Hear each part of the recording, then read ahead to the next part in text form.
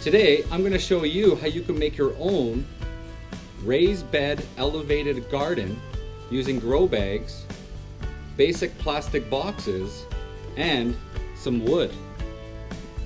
And why not even add some wonderful flowers on your trellis? That way you can draw on the bees, which will pollinate all of your garden flowers. Let's get started on this basic design. Hey guys, Nigel over here in Fukuoka, Japan, coming at you with a garden update of over 6 months long. About 5 months ago or so, we got a sort of semi-eviction notice, and we actually had to move out of our apartment. And it was really nice. It was on the first floor. I had a big veranda, a big garden terrace, and I was able to make a lot of these rain gutter grow systems, and they did really well for about 2 years. Produced a lot of veggies, and it was fantastic. It was really good. But our new house it's an actual house, but we have a very enclosed front yard, and so I don't think the rain gutter would have been a great choice to put down in here. And so I started looking around, and a lot of the kiddie pool systems that Larry Hall has been designing, they've been really good, and I like the idea of the kiddie pool system where you have a little bit of water.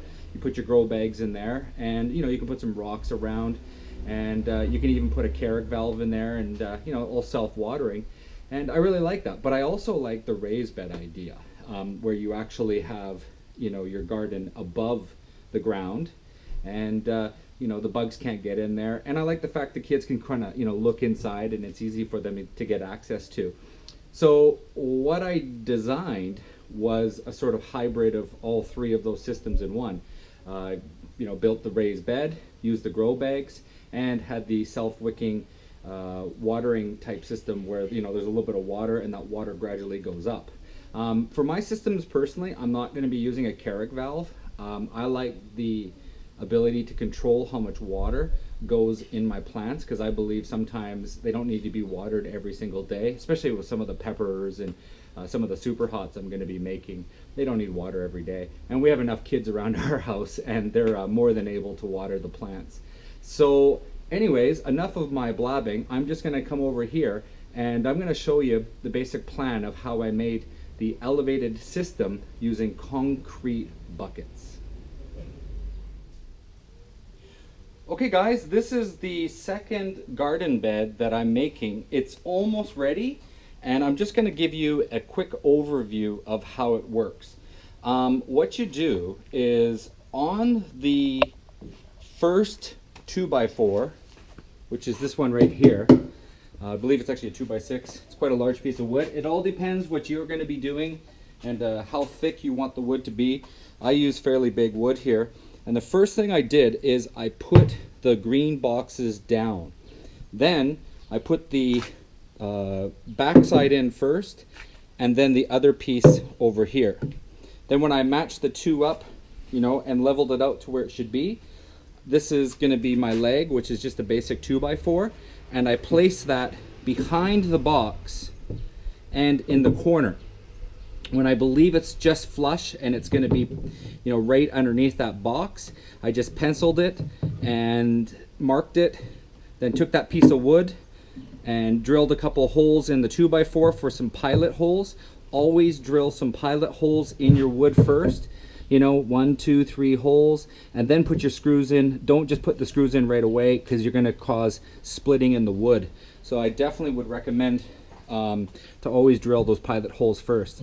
And then once you get your template down for the first back side here, then you can do that on the other side over there. And then that's about it for the back side, the left and the right. And then over here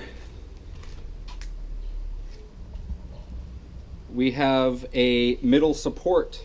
And what I've done here is I put the 2x4 right on top of the two boxes, and it's flush, it's very good. And then I just put another piece of block just underneath it, and I screwed that into that spot there, and then I screwed that bolt right into there. I chose to do everything from behind because I don't want to have screws on the outside of the wood. I want to keep all those screws on the inside. Okay, so that's the basic design that I think works pretty good. And one more thing you might want to do is add a middle support underneath your boxes, because it depends on how thick the plastic is. And on the first one that I made, I actually found that there was a bit of drooping going on in the plastic. So next I'm going to show you how to make a really easy support to make sure your box doesn't create a U shape in it. This was sort of a last minute decision. Like I said before, I found some of the plastic bins started to bend a little bit, and that's not good over time. So it all depends on the width of your wood and the actual box itself, because I don't know what you're going to be using. I mean, if you want, you could just go like that, but then the problem is when it starts to sink, it's actually not going to hit the wood.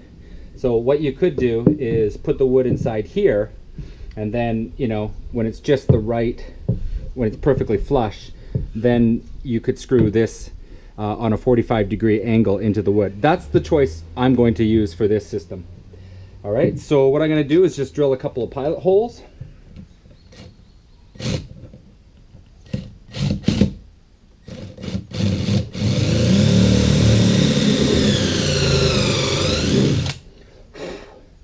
Again, I'm no expert when it comes to woodworking, but I certainly like to learn from YouTube.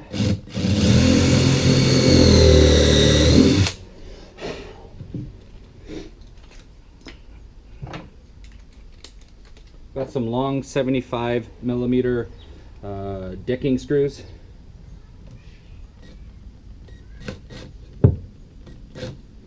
Let's make sure this is where it should be. I'm going to choose the middle because that's where most of the weight is going to be.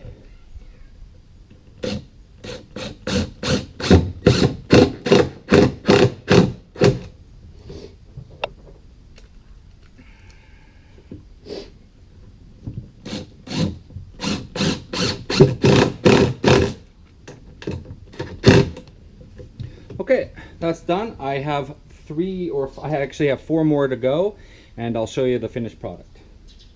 Okay, the bottom supports have been put in. We've got 1, 2, 3, 4, and I think we're ready to go. We're going to flip this over, and then we're going to add some top railings, and it's just going to give it a really nice finish. All right, here we go.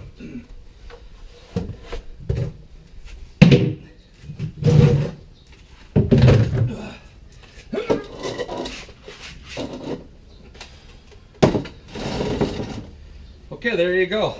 We got the supports in, they're nice and strong, and we have the middle support right here.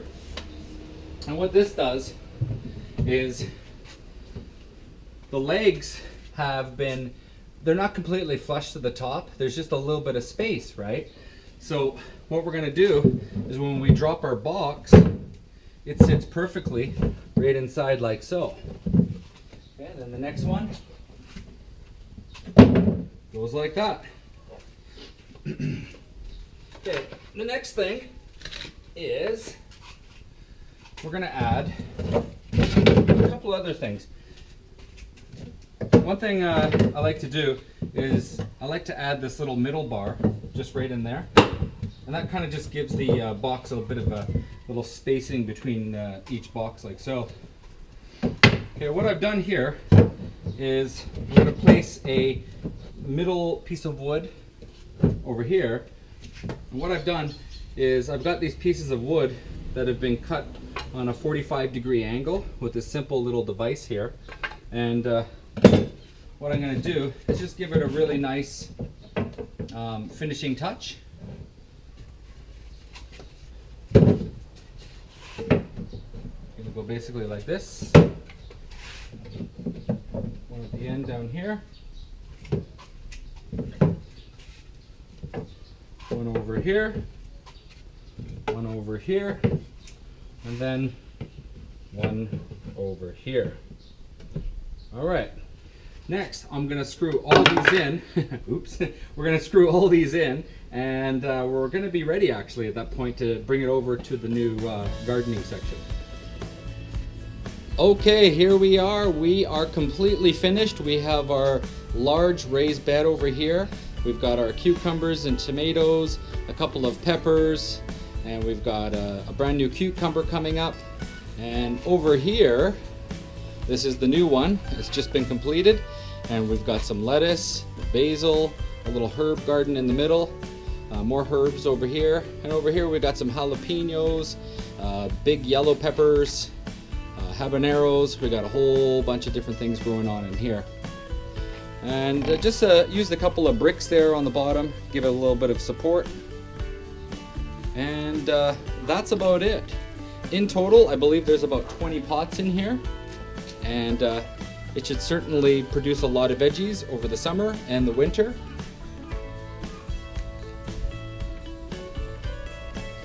And there you go. I hope you enjoyed my video. Please rate and subscribe. We're always liking it to see what other people think. If you have any questions, please add them below, and I'll do my very best to answer them. And happy gardening, everyone. Thanks very much. Bye-bye.